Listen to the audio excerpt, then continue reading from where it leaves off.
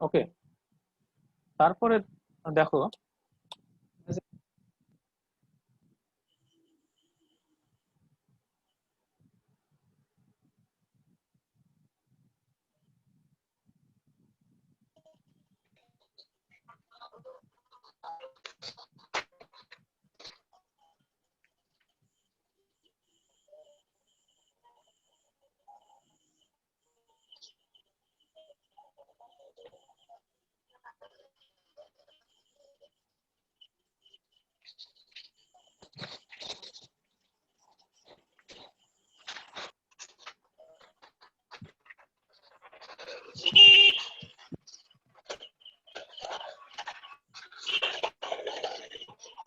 আপন আপন video sound mute করে দাও।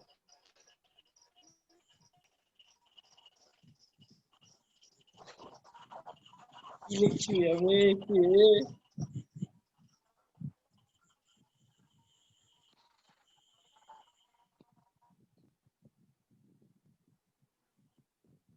এখানে দেখো, আমরা যে একটা বললাম যে পুকুরের বাস্তুতন্ত্র হয়, অরণ্যের বাস্তুতন্ত্র হয়, তারপরে কি বললাম সমুদ্রের বাস্তুতন্ত্র হয় বললাম তো।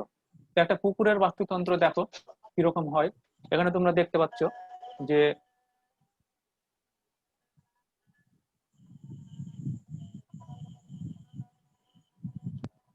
এই বাস্তুতন্ত্রটা যদি তোমরা দেখো তাহলে কি দেখতে হবে। এখানে দেখো যে প্রথমে আছে সৌরশক্তি, সূর্য আছে তাই তো। আর এখানে কি আছে, বায়ুমণ্ডল আছে। তাহলে এই সূর্যের আলো, বায়ুমণ্ডল, সূর্যের আলো থেকে আলোক শক্তি, আর মাটিতে যে খনিজ পদার্থ আছে, জল আছে, সেই জল প্ল্যান্ট নিজের মধ্যে নিচ্ছে তাই তো। আর বায়ুমণ্ডল থেকে কার্বন ডাই অক্সাইড নিয়ে উৎপাদক কি করছে, খাবার তৈরি করছে। খাবার তৈরি করছে, এখানে এই জলের মধ্যে কি আছে, কিছু ফাইটোপ্ল্যাঙ্কটন আছে, কিছু যেমন দেখো শৈবাল আছে, তো শৈবাল আছে, শৈবাল গুলো কি উৎপাদক, আর কিছু ফাইটোপ্ল্যাঙ্কটন আছে যারা উৎপাদন করছে তাই তো। আর দেখো কিছু জু প্ল্যাঙ্কটন অবস্থান করছে তাই তো, এরা হচ্ছে খাদক। জু প্ল্যাঙ্কটন গুলো কি করে, ফাইটোপ্ল্যাঙ্কটন খেয়ে বেঁচে থাকে। এবার এই যে জু প্ল্যাঙ্কটন গুলো আছে এদেরকে কারা খাচ্ছে, এদেরকে খাচ্ছে হচ্ছে এই যে মাছ, ছোট মাছগুলো আছে তারা খাচ্ছে, বা এই যে গাছ ঘাসগুলো আছে জলের তলায় যে প্ল্যান্ট গুলো আছে এরা খাচ্ছে। তারপরে এই ছোট মাছগুলো কারা খাচ্ছে, ছোট মাছগুলো খাচ্ছে বড় মাছগুলো খাচ্ছে। তাহলে এখানে গৌণ খাদক কারা হলো, জু প্ল্যাঙ্কটন কারা খাচ্ছে, ছোট মাছগুলো খাচ্ছে, তাহলে এরা হচ্ছে গৌণ খাদক। আর প্রগৌণ ফাইটোপ্ল্যাঙ্কটন শৈবাল এদেরকে কে খাচ্ছে, ছোট মাছগুলো খাচ্ছে। তাহলে এখানে গৌণ খাদক কি হলো, ছোট মাছ, প্রগৌণ খাদক হলো বড় মাছগুলো। বুঝতে পেরেছো? আবার এই যখন প্রাণীগুলো যখন মারা যাচ্ছে, এই প্রাণীগুলো যখন মারা যাচ্ছে মনে কে মারা যাচ্ছে, ধরো যে এই বড় মাছগুলো মারা যাচ্ছে, বা এই ছোট মাছগুলো মারা যাচ্ছে, বা এই যে জলের যে উদ্ভিদগুলো আছে তারা যখন মারা যাচ্ছে, তখন কি হচ্ছে, তারা কিন্তু ধীরে ধীরে এসে জলের তলায় এসে জমা হচ্ছে, জলের তলায় এসে জমা হচ্ছে। এখানে যে বিয়োজক গুলো আছে, সেই বিয়োজক গুলো কি করছে, এই যে জীবগুলো আছে সেই জীবগুলোকে বিয়োজিত করে আবার তারা পুষ্টি দ্রব্যে পরিণত করছে, অর্থাৎ অজৈব পদার্থে পরিণত করছে। এই অজৈব পদার্থগুলো আবার কি করছে, এই প্ল্যান্ট গুলো খাবার হিসাবে, পুষ্টি হিসাবে নিচ্ছে। এই প্ল্যান্ট গুলোকে আবার কে খাচ্ছে, আবার এই মাছগুলো খাচ্ছে। এইভাবে প্রসেসটা, সাইকেলটা চলতেই থাকছে। এটা একটা আমি কোনো একটা ইকোসিস্টেমে দেখালাম, এটা সব ইকোসিস্টেমে এরকম একটা সাইকেল দেখা যায়। তাহলে দেখো, ইকোসিস্টেম গড়ে উঠতে গেলে তোমরা বুঝতেই পারছো যে কি কি প্রয়োজন হচ্ছে। তাহলে ইকোসিস্টেম গড়ে উঠতে গেলে কি কি লাগছে বলো। ইকোসিস্টেম গড়ে উঠতে গেলে তাহলে যেটা প্রয়োজন পড়ছে সেটা হচ্ছে 1 নাম্বার উৎপাদক লাগছে, কমিউনিট গ্রুপ অফ হ্যাঁ, কমিউনিট 2 নাম্বার হচ্ছে বিয়োজক খাদক গুলো লাগছে তাই তো, আর 3 নাম্বার হচ্ছে বিয়োজক লাগছে। তাহলে বিয়োজক ছাড়া কি বাস্তুতন্ত্র গড়ে উঠতে পারে? না। বাস্তুতন্ত্র গড়ে উঠতে গেলে একটা বৃহত্তম ক্রাইটেরিয়া হচ্ছে এখানে বিয়োজক থাকতে হবে। তাহলে বিয়োজক ছাড়া কি বাস্তুতন্ত্র গড়ে উঠতে পারে? অ্যান্সার কি হবে, না। না। এবার যদি অ্যান্সার বলে যে যদি পারে তাহলে কেমন হবে, বিয়োজক ছাড়া বাস্তুতন্ত্র হতে পারে না, কিন্তু কখনো কখনো আমরা বলে থাকি যে বিয়োজক ছাড়াও বাস্তুতন্ত্র গড়ে উঠতে পারে, বাট সেই বাস্তুতন্ত্রটা কখনো একটা আদর্শ বাস্তুতন্ত্র নয়। কারণ একটা আদর্শ বাস্তুতন্ত্র গড়ে উঠতে গেলে বিয়োজক অবশ্যই অবশ্যই প্রয়োজনীয়। কারণ বিয়োজক না থাকলে সেই বাস্তুতন্ত্রের যে চক্রাকার সাইকেলটা সেটা কিন্তু চলবে না, তাই না? হ্যাঁ কি না? তাহলে বিয়োজক ছাড়া বাস্তুতন্ত্র কি গড়ে হ্যাঁ। উঠতে পারে না। কারণ যে বাস্তুতন্ত্রের মধ্যে না। সাইকেলটা চলবে না, সেই সাইকেলটা তো একটা সময় যদি বন্ধ হয়ে যায় তাহলে তো কি হবে? বাস্তুতন্ত্রটা কি কমপ্লিট হবে? একটা সময় তো বাস্তুতন্ত্রটা ওখানে নষ্ট হয়ে যাবে, আর বাস্তুতন্ত্র থাকবেই না। কিছুক্ষণের জন্য বিয়োজক ছাড়া বাস্তুতন্ত্র গড়ে উঠতে পারে, কয়েক দিনের জন্য বা কয়েক মাসের জন্য। কিন্তু বিয়োজক ছাড়া একটা কমপ্লিট বাস্তুতন্ত্র কখনোই পার্মানেন্ট হতে পারবে না, তাই না?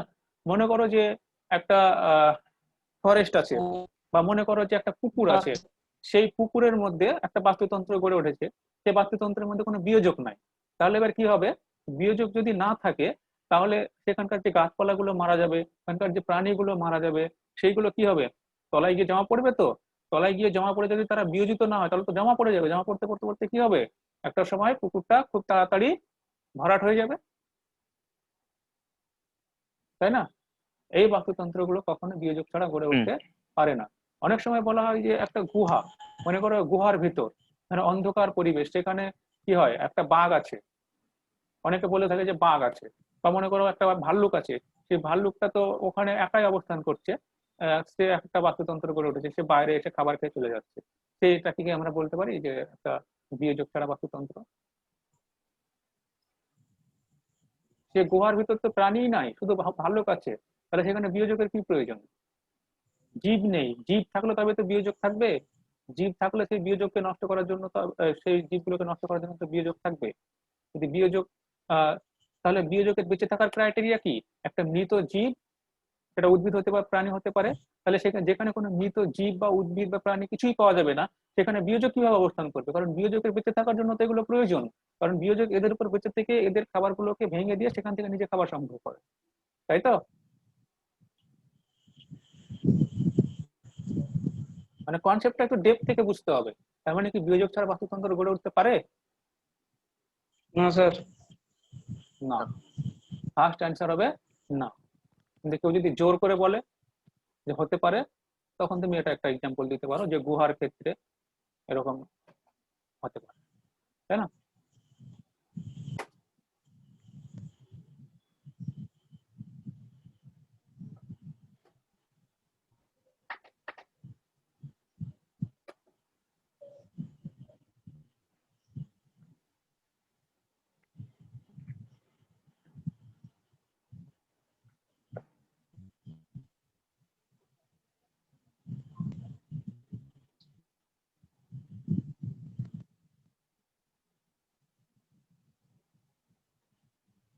এটা কি দেখতে পাচ্ছ?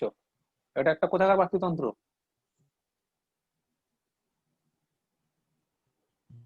এটা একটা বনভূমির বাস্তুতন্ত্র।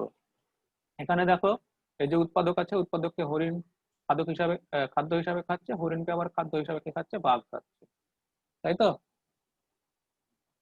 হুম। তারপরে এটা দেখো, এরপরে কি আসছে? খাদ্য শৃঙ্খল, তাই তো? খাদ্য শৃঙ্খল কি? এতক্ষণ ধরে যে আমরা যেগুলো আলোচনা করছিলাম সেটাই হচ্ছে খাদ্য শৃঙ্খল। এই ছবিটা দেখো,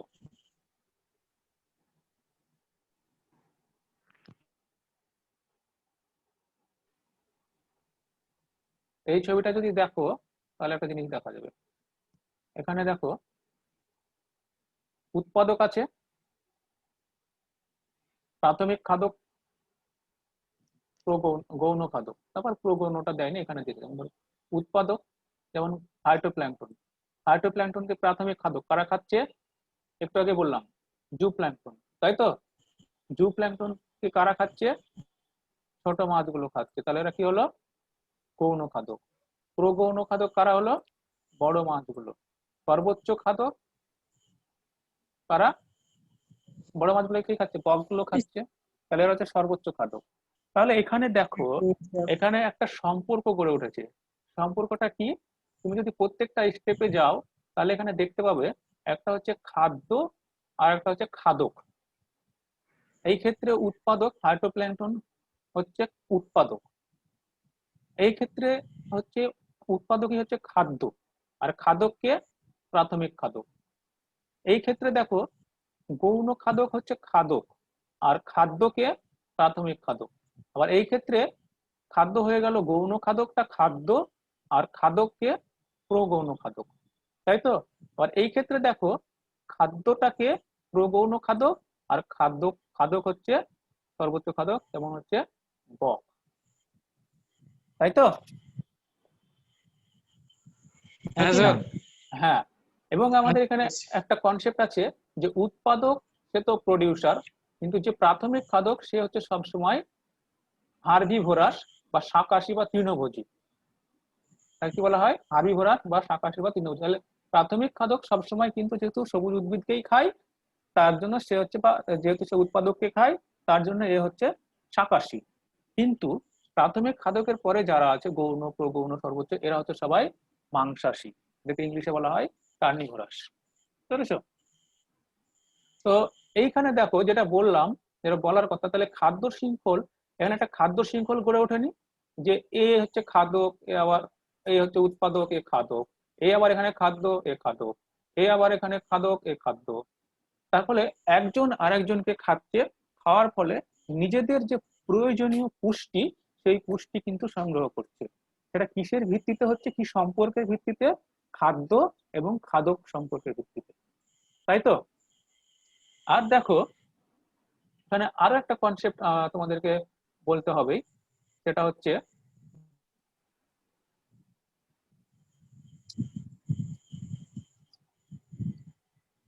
এইখানে উৎপাদক যে খাবার তৈরি করছে, অর্থাৎ সে যে পুষ্টিটা তৈরি করছে, সেই পুষ্টিটা তার পরের স্তর কি? সেটা প্রাথমিক খাদক।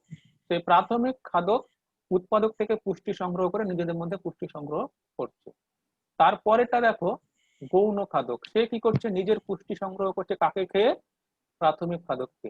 তার মানে উৎপাদক যে পুষ্টিটা সৌরশক্তির সাহায্যে, অর্থাৎ সূর্যের আলো এবং বিভিন্ন মিনারেল মাটি থেকে বা জল থেকে নিয়ে যে খাবারটা যে সংগ্রহ করলো, পুষ্টিটা যে সে তৈরি করলো, সেই পুষ্টিটাকে কিন্তু পরবর্তী স্তর প্রাথমিক খাদক নিজেদের মধ্যে সঞ্চয় করছে।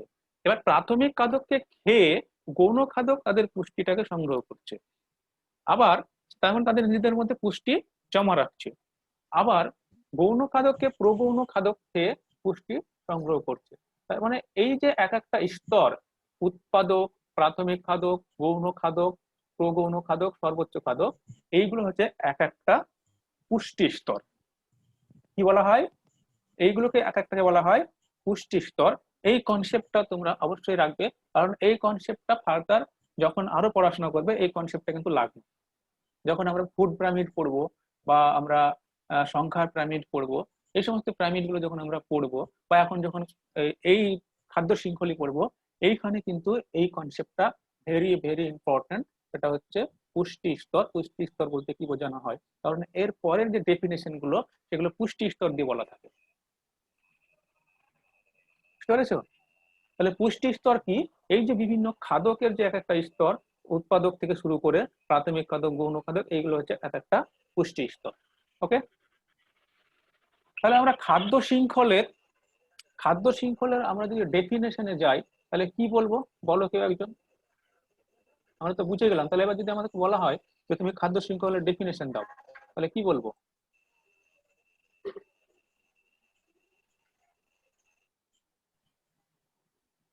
বলো কেউ একজন, বলো।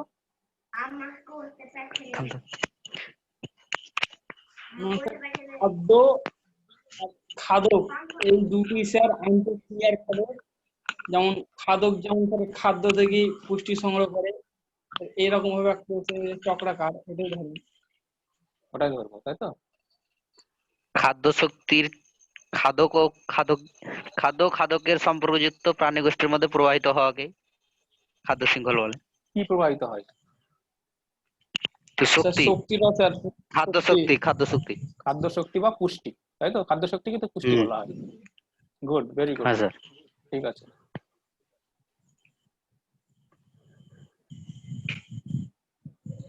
তাহলে তো আমার আর এই স্লাইডটা পড়ানোর দরকারই নেই।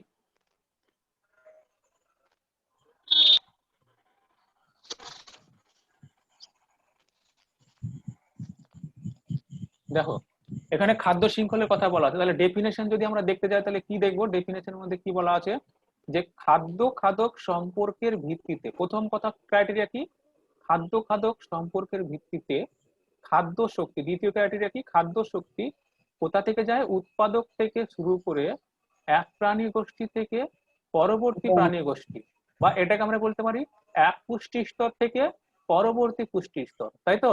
এটা আমরা প্রাণী গোষ্ঠী বলেছি এখানে, এটাকে বলতে পারি এক প্রাণী গোষ্ঠী বা এক পুষ্টি স্তর থেকে পরবর্তী পুষ্টি স্তর বা পরবর্তী প্রাণী গোষ্ঠীতে পর্যায়ক্রমিক প্রবাহকে বলা হয় খাদ্য শৃঙ্খল, তাই না? এটাই তো বললাম। তাহলে এই খাদ্য শৃঙ্খল বলতে গেলে যখন ডেফিনেশন আমাকে বলতে বলবে, তখন আমার কি কি এখানে বিষয়বস্তু থাকতে হবে, আমি নিজের ভাষাতেই লিখবো, আমি কোনো সংজ্ঞা মুখস্থ করবো না, কিন্তু কতগুলো কথা এখানে থাকতে হবে, পয়েন্ট।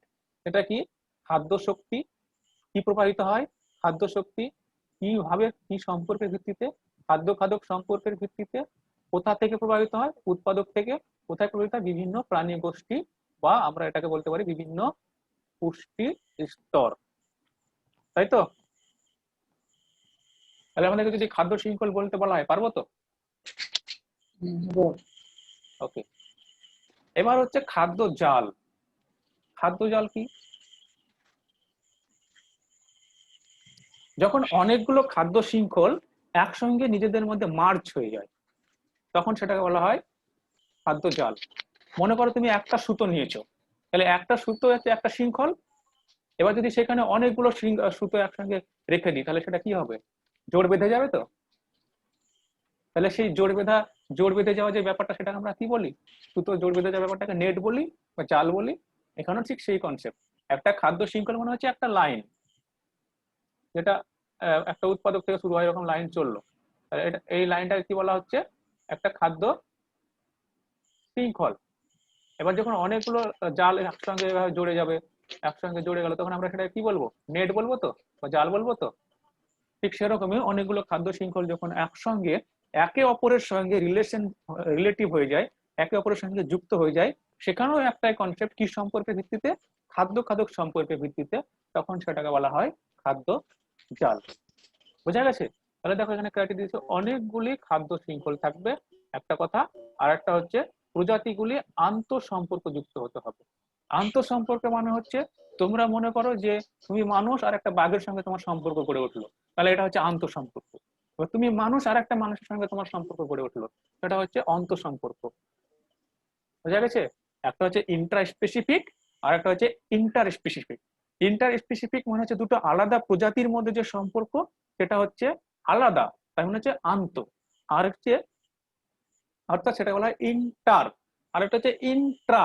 ইন্ট্রা মানে হচ্ছে একই একই প্রজাতিভুক্ত, তুমি একটা মানুষ আর একটা মানুষ, সেও হোমোসাপিয়েন্স সাপিয়েন্স, তুমিও হোমোসাপিয়েন্স সাপিয়েন্স, তাহলে এইরকম দুটো একই প্রজাতিভুক্ত জীবের মধ্যে যে সম্পর্ক গড়ে উঠছে সেটাকে বলা হচ্ছে অন্তঃসম্পর্ক বা ইন্ট্রা স্পেসিফিক। স্পিসিজ থেকে স্পেসিফিক কথাটা আসছে, ইন্ট্রা স্পেসিফিক রিলেশন।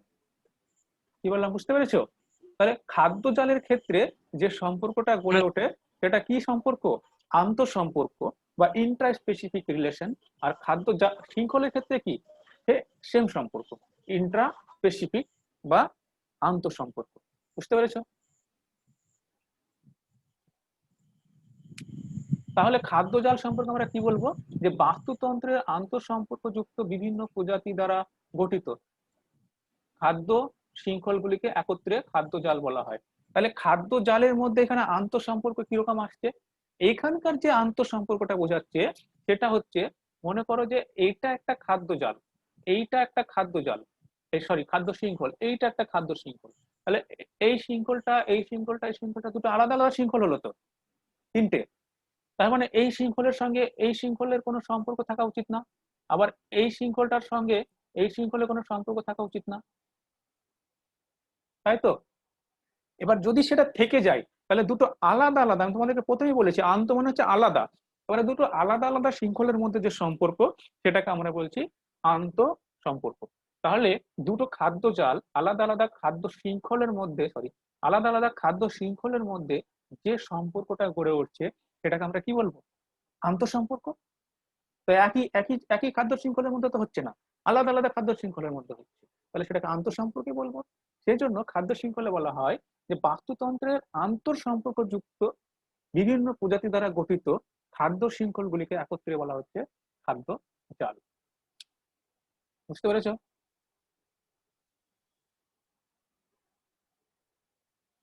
কারো কারো কোথাও অসুবিধা আছে এখানে বুঝতে?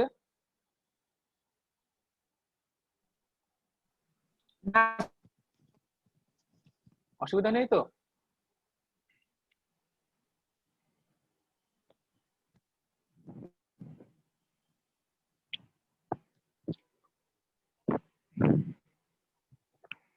কারো ভয়েস আসছে না?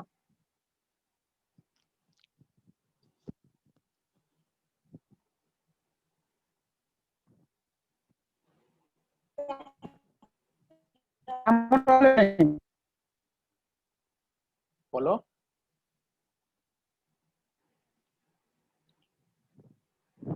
বুঝতে পারলাম না, বলো।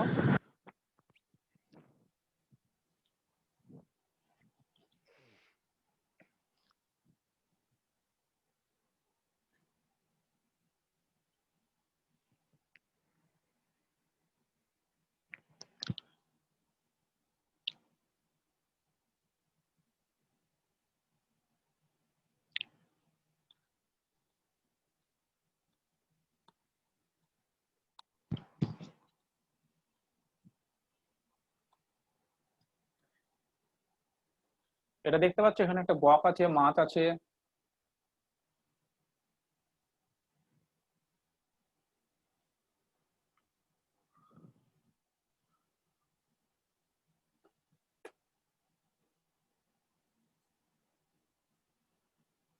দেখতে পাচ্ছি।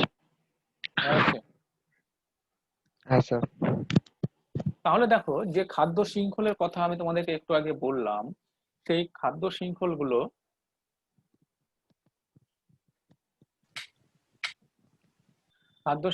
কিরকম হতে পারে?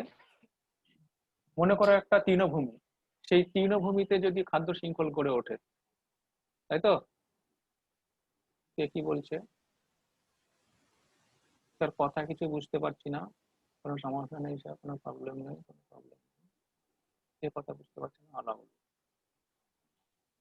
তাহলে এই খাদ্য শৃঙ্খলগুলো যদি আমরা একটা তৃণভূমির ক্ষেত্রে দেখতে পাই, তাহলে কি দেখতে পাবো? সেখানে হরিণ থাকবে, বাঘ থাকবে, তাই তো? বা যদি আমরা একটা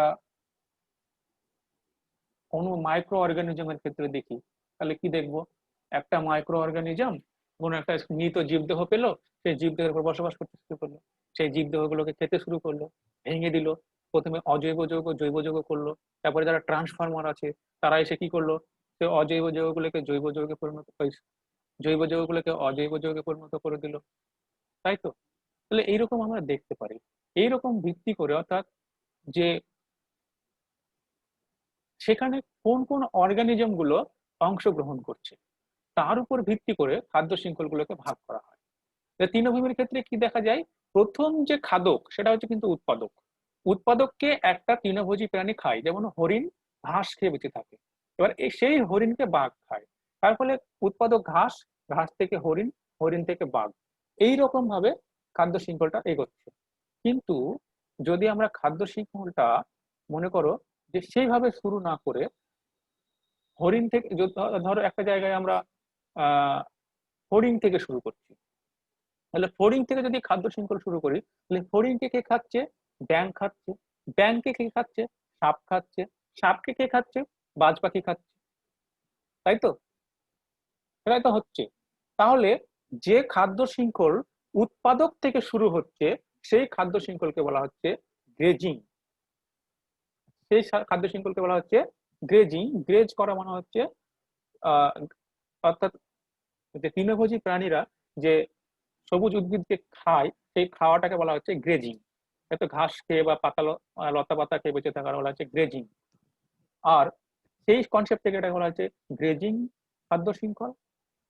বা এবার যদি কোনো একটা পরজীবী থেকে শুরু হয়, সেখানে কোনো উৎপাদক নেই সেই খাদ্য শৃঙ্খলের মধ্যে, তখন সেটাকে বলা হচ্ছে পরজীবীর খাদ্য শৃঙ্খল বা কার্নিভোরাস, কি বলবো, বা কার্নিভোরাস ফুড চেন। আর যেখানে কোন একটা মৃত জীবদেহ থেকে, অর্থাৎ ডেট্রিটাস, তোমাদেরকে এই ডেট্রিটাস কথাটার অর্থ একটু বুঝতে হবে, তাহলে তোমরা ডেট্রিটাস শৃঙ্খলটা বুঝবে। ডেট্রিটাস কথার অর্থ হচ্ছে, মনে করো যে এই এখানে একটা জীব, এই জীবটা যখন মারা গেল, এই জীবটা মারা যাওয়ার পর পুরো জীবটা তো ধ্বংস হয়ে, যেমন একটা গাছ মনে করো, তাহলে গাছ কি হবে, পাতাগুলো খুলে খুলে পড়ে যাবে, পাতাগুলো ভেঙে যাবে, পাতাগুলো একটু ভেঙে ভেঙে যাবে, ডালের ডালগুলো ভেঙে ভেঙে যাবে, ছালগুলো খুলে খুলে যাবে। তার ফলে কি হবে, ওইগুলো খন্ড খন্ড খন্ডে খন্ডে ভাগ হয়ে যাবে, খন্ড খন্ডে পরিণত হয়ে যাবে। এইগুলো কারা করে, কিছু পতঙ্গ আছে, কিছু ইনসেক্ট আছে, বা কিছু মাইক্রো অর্গানিজম আছে, তারা করে, তাই তো। অর্থাৎ এই মাইক্রো অর্গানিজম কি করে, এই পুরো জীবদেহটাকে টুকরো টুকরো খন্ডে পরিণত করে দেওয়া। অর্থাৎ একটা কমপ্লিট জীবদেহ যখন টুকরো টুকরো টুকরো টুকরো খন্ডে পরিণত হয়ে যাবে, সেই টুকরো টুকরো খন্ডগুলোকে একসঙ্গে বলা হয় ডেট্রিটাস। বুঝতে পেরেছো? তাহলে এইখানে কি হয়, এই মাইক্রো অর্গানিজম অংশগ্রহণ করছে, আর সেই ডেট্রিটাস গুলোকে আবার খেয়ে খেয়ে খেয়ে মানে বিশ্লিষ্ট করে মাইক্রো অর্গানিজম গুলো ধীরে ধীরে অজৈব যৌগে পরিণত করে দিচ্ছে একটা জৈব যৌগকে।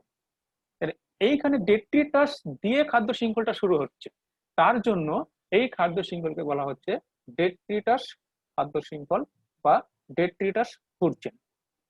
বুঝতে পেরেছো? আমরা নেক্সট যে ডায়াগ্রামটা আছে সেখানে গেলে পরে ব্যাপারটা ক্লিয়ার হয়ে যাবে।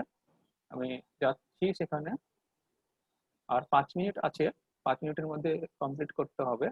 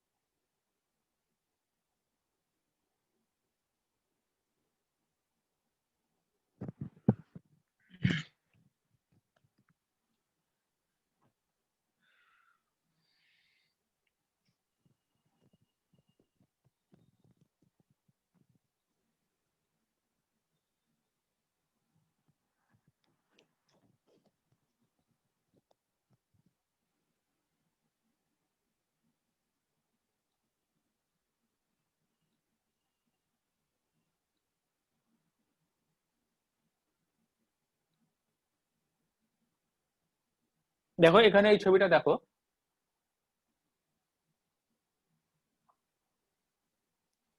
এখানে একটা কি আছে, বড় গাছ আছে, আছে তো, এখানে একটা বড় গাছ আছে। এই যে বড় গাছটা যখন মারা গেল, তখন বা গাছের পাতা যখন মাটিতে পড়লো, তখন কি হলো, সেই পাতাগুলো যে বিভিন্ন কীট পতঙ্গ আছে তাদের দ্বারা বা কিছু মাইক্রো অর্গানিজম দ্বারা টুকরো টুকরো টুকরো খণ্ডে পরিণত হয়ে গেল, তাই তো। এই টুকরো টুকরো খণ্ডগুলোকে বলা হচ্ছে ডেট্রিটাস। সেই ডেট্রিটাসের উপর এবার মাইক্রো অর্গানিজম গুলো মিশে কি করছে, মাইক্রো অর্গানিজম সেই ডেট্রিটাসের উপর বসবাস করে সেগুলোকে আরো খণ্ডে খণ্ডে ভেঙে দিয়ে কি করছে, সেগুলোকে একবারে এখানে দেয়া নেই, সেটা হচ্ছে সেগুলোকে কিভাবে কিসে পরিণত করছে, একদম অজৈব উপাদানে পরিণত করছে। বুঝতে পেরেছো?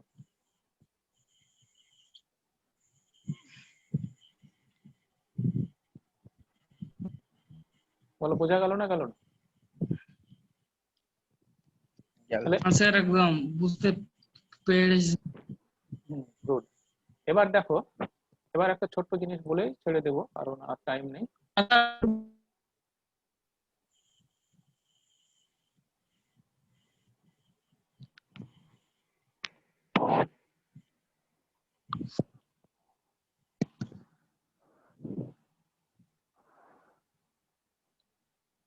খাদ্য শৃঙ্খল তাহলে বোঝা গেল।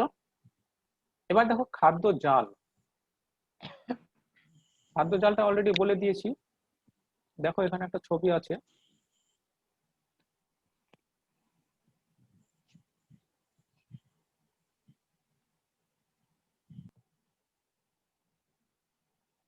এই ছবিটা দেখতে পাচ্ছ, এখানে একটা বাঘ আছে। হুম, দেখতে পাচ্ছি।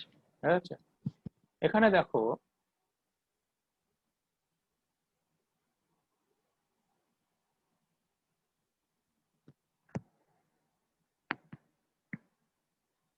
এখানে দেখো একটা নির্দিষ্ট খাদ্য শৃঙ্খল ধরো। এই খাদ্য শৃঙ্খলটা যদি ধরি আমরা, তাহলে এখানে কি দেখতে পাবো, যে এখানে হরিণ দিয়ে শুরু হচ্ছে, উৎপাদক দিয়ে শুরু হচ্ছে। এই উৎপাদকে কে খাচ্ছে? হরিণ খাচ্ছে। হরিণকে কে খাচ্ছে? বাঘ খেয়ে নিচ্ছে, তাই তো? আবার এই খাদ্য শৃঙ্খলটা যদি এই উৎপাদকটা কে খাচ্ছে? হরিণ খাচ্ছে, হরিণকে বাঘ খাচ্ছে। এখান থেকে যদি দেখি তাহলে হরিণ ঘাস খাচ্ছে, হরিণকে কে খাচ্ছে? হায়না খাচ্ছে, হায়নাকে কে খাচ্ছে? বাঘ খাচ্ছে। আবার এখানে দেখো ইঁদুর কি খাচ্ছে? ঘাস খাচ্ছে। ইঁদুরকে কে খাচ্ছে? শেয়াল খাচ্ছে। শেয়ালকে আবার কে খাচ্ছে? বাঘ খাচ্ছে। তার মানে এখানে এই একটা খাদ্য শৃঙ্খল, তারপরে এই একটা খাদ্য শৃঙ্খল, এই একটা খাদ্য শৃঙ্খল, অর্থাৎ অনেকগুলো খাদ্য শৃঙ্খল কিন্তু একসঙ্গে মার্জ হয়ে যাচ্ছে। কি সম্পর্কের ভিত্তিতে? আন্তঃসম্পর্ক। কিরকম আন্তঃসম্পর্ক? খাদ্য খাদকের আন্তঃসম্পর্কের ভিত্তিতে অনেকগুলো খাদ্য শৃঙ্খল একসঙ্গে যখন জালের ন্যায় বিস্তার করে অবস্থান করে, তখন সেটাকে বলা হচ্ছে খাদ্য জাল। এটা থেকে খাদ্য জালের ধারণাটা আসছে নিশ্চয়। ঠিক আছে, আজকের পড়া এই পর্যন্তই। কেমন, আজকে এখানেই শেষ করলাম। নেক্সট দিন থেকে আমরা ট্রাই করব জুমে ক্লাস না করার, যেহেতু অনেকের প্রবলেম হচ্ছে। ওকে, শেষ করলাম ওকে। তাহলে। হুম।